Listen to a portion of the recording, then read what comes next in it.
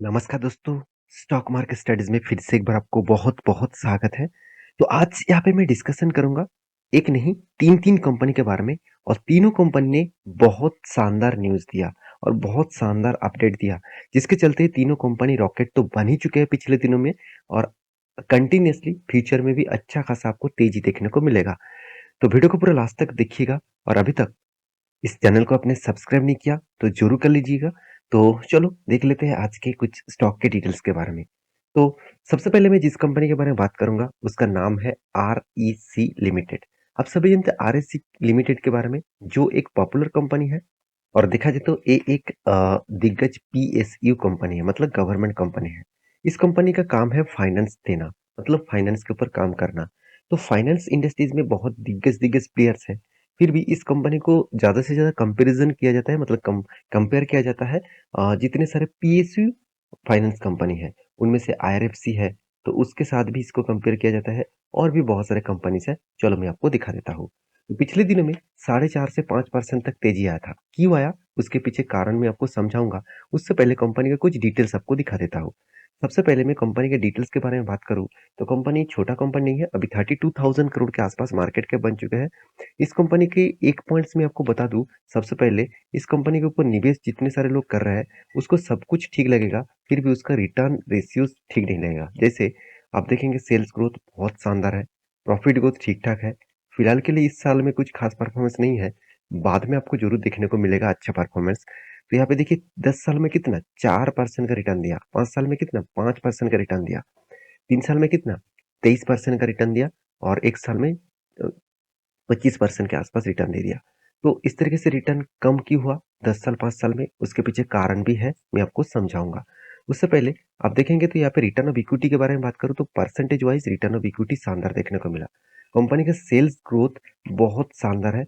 मुझे हमेशा sales growth के साथ साथ एक्सपेंस देखने को मिला। देखिए एक्सपेंस बहुत कम है। क्योंकि एक्सपेंस कम क्यों होता है? क्योंकि कंपनी एक फाइनेंस कंपनी है, इसका कोई रॉ मटेरियल्स का खर्चा नहीं है, इसका कोई फैक्ट्रीज का खर्चा नहीं है, इसका सिर्फ ऑफिस मेंटेनेंस का खर्चा है, तो इसलिए इसका एक्सपेंस बहुत कम होता है। और उस हिसाब से आप देखेंगे ओपीएम, तो ऑपरेटिंग प्रॉफिट मार्जिन मार्जिन का परसेंटेज हमेशा इस कंपनी ने कंटिन्यूअसली एक ही रेंज में रखा, ये सबसे बड़ी बात है। देखिए ओपीएम बहुत स्ट्रांग होता है किसी भी कंपनी के पैरामीटर्स में।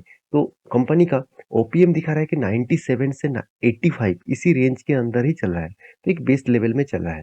तो कंपनी का अदर्स इनकम 50% के आसपास अदर्स इनकम से आ रहा है। तो कंपनी के इंटरेस्ट ज़्यादा पेमेंट करना पड़ रहा है क्योंकि एक फाइनेंस कंपनी है, तो बहुत ज़्यादा कर्जा लेके रखा है। उस कर्जे के हिसाब से उसको पहले इंटरेस्ट चुकता करना पड़ेगा।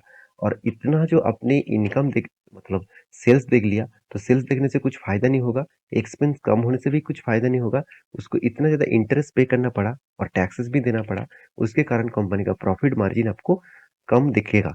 तो कम मतलब कंपनी ऐसे नहीं कि लॉसेस में है, कंपनी लगातार प्रॉफिट को मेंटेन करता है, एक अच्छी बात है। रही बात है इस कंपनी के गुड न्यूज़ का, गुड न्यूज़ किसके बारे में है? गुड न्यूज़ है फिर से कंपनी एक बार डिविडेंड देने वाला है। तो इस बार कंपनी के डिविडेंड देगा तो डिविडेंड यील्ड और बढ़ जाएगा, क्योंकि पहले डिविडेंड यील्ड था कितना 9.25%। इसका मतलब आपको 1 लाख रुपया में 9.25% मतलब 9,250 का टोटल डिविडेंड मिला। देखिए आप कहेंगे सर कंपनी का बुक वैल्यू तो कम है कंपनी का करंट प्राइस के हिसाब से, कंपनी के स्टॉक के पी रेशियो भी बहुत कम है। इस पी रेशियो कम होने के पीछे यही कारण है। जब जब मार्केट ऊपर जाना चाहते चाहते हैं तभी कंपनी क्या कर देते हैं, डिविडेंड दे देते हैं। डिविडेंड देने से उसका प्राइस एडजस्टमेंट होता है। मान के चलिए वो, तो मान के चलिए वो 150 तक गया, तो फिर से यहाँ पे डिविडेंड दे दिया और प्राइस आ गया 100 रुपीज में। तो यहाँ पे जो एडजस्टमेंट, मतलब स्टॉक ऊपर जाने का कोशिश कर रहे हैं, उसको उसको फिर से डिविडेंड देकर नीचे लेके आ रहे हैं। ऐसे नहीं कि कंपनी में कुछ खराबी है, कंपनी में कुछ भी खराबी नहीं है।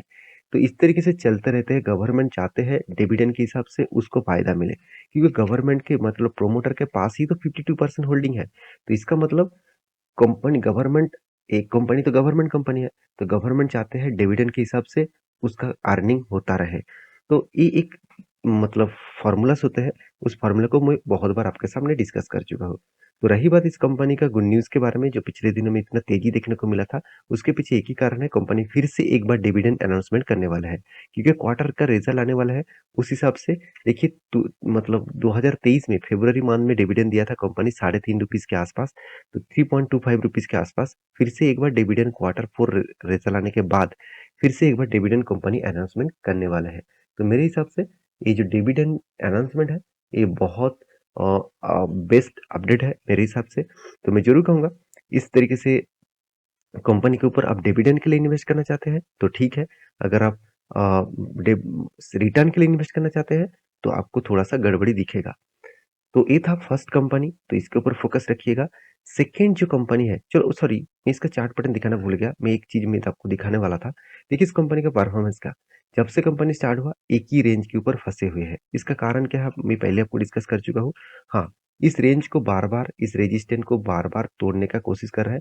मुझे लगता है यहाँ पे वॉल्यूम हो रहा है, तो तोड़ने का कोशिश करेगा। अगर तोड़ेगा तो एक अच्छा खासा मोमेंटम देखने को मिल सकता है और नेक्स्ट लेवल जितने सारे लोग ट्रेडिंग करना चाहते हैं तो नेक्स्ट लेवल उसके लिए रहेंगे 165 के आसपास। तो इस रेंज तक जा सकते हैं। अगर इसको ब्रेक करे तो मैं टेलीग्राम में अपडेट दे दूंगा, जाकर टेलीग्राम को ज्वाइन कर लीजिए।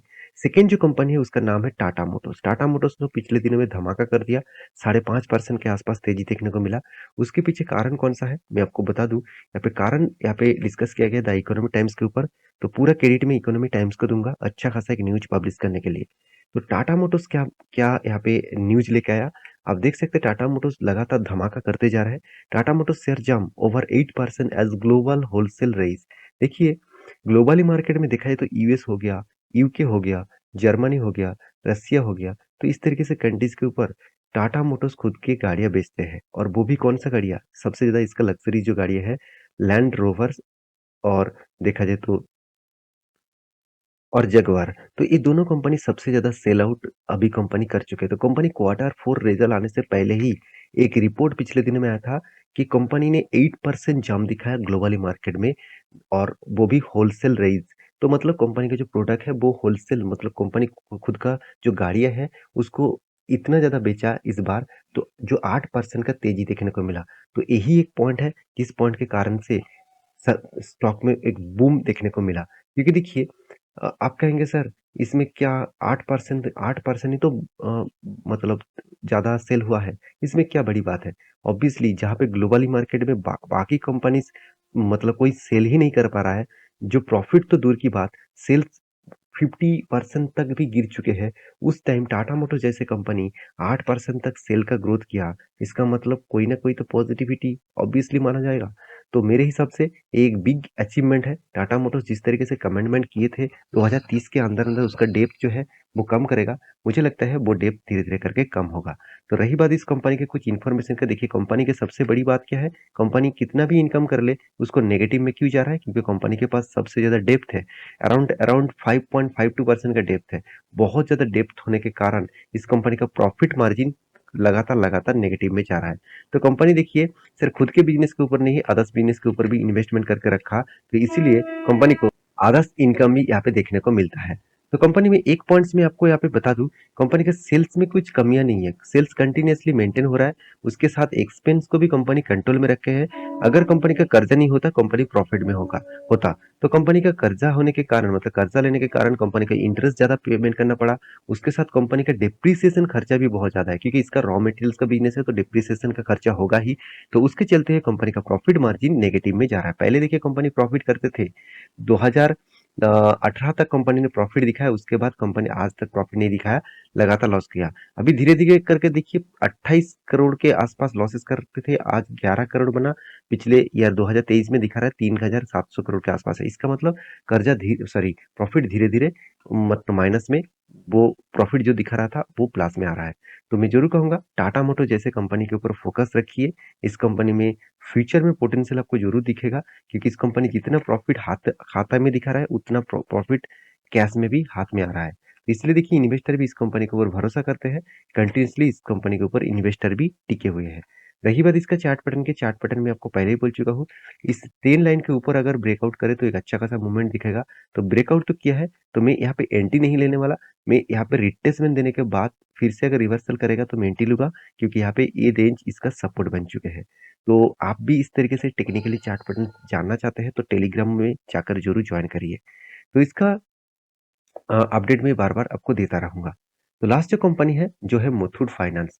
तो मुथूट फाइनेंस जो फाइनेंस इंडस्ट्री से बिलॉन्ग करते हैं, एक एनबीएफसी से बिलॉन्ग करते हैं। तो मुथूट फाइनेंस आप सभी जानते हैं गोल्ड लोन देने में एक लीडिंग कंपनी है।